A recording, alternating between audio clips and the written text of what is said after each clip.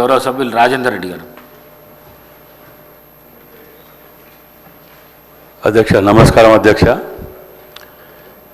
ఇక్కడ ఇప్పటివరకు చూస్తుంటే చేసిన పాపాలు వీటన్నిటిని మర్చిపోయి మళ్ళా మేము అదే ఆగండి ఎందుకు ఏం చెప్తారా చూస్తుంటే మొగని కొట్టి మొరమొర అన్నట్టున్నది.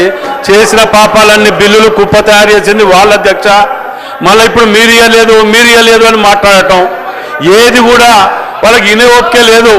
నోరు తెరిస్తే అబద్ధాలతో బతకడం అలవాటు పడిపోయిండ్రు. ఇన్నారు అధ్యక్ష, వీళ్ళు పొద్దుగా లేస్తే నిజాలు చెప్పడం బంద్ చేసిండ్రు, సలహాలు సూచనలు మర్చిపోయింది. అసలుకే సంవత్సర కాలం కాలేదు బట్టలు నింపుకుంటారు అధ్యక్ష. దేనికో అర్థం కావట్లే. 10 ఏళ్ళ వాటికి జవాబు లేదు. సంవత్సర కాలం వాటికి మాత్రం ఇంత లొల్లి చేస్తాను అధ్యక్ష. నేను పోయినసారి కూడా మాట్లాడిన అధ్యక్ష, వీళ్ళు ఎంతసేపు ప్రజలను తప్పులో పట్టియడం లేకపోతే ఇంకే అధ్యక్ష. మేము ఒక్కటి అడుగుతాను అధ్యక్ష, వీళ్ళు ఎందుకు ఇయ్యలేకపోయినరు?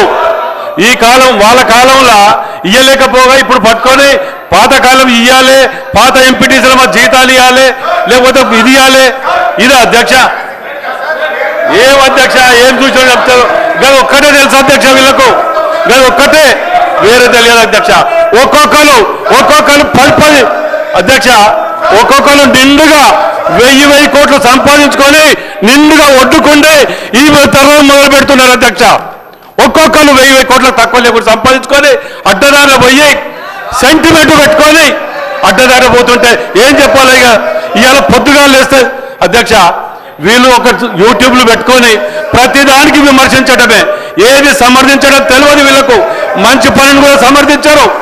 ఇవాళ ఇంకొకటి ఇక అధ్యక్ష, ఇంకొకటి నేను పోయినసారి కూడా అడిగిన అధ్యక్ష, మేము మీ ద్వారా ఇతరులు వీళ్ళందరూ కూడా ఆఫీసులన్నీ కబ్జా పెట్టిండ్రు, ఇంటి నెంబర్ లేవు, అవన్నీ కూడా కడుతున్నారంటే ఇప్పటి వరకు కూడా యాక్షన్ తీసుకోలేదు అధ్యక్ష.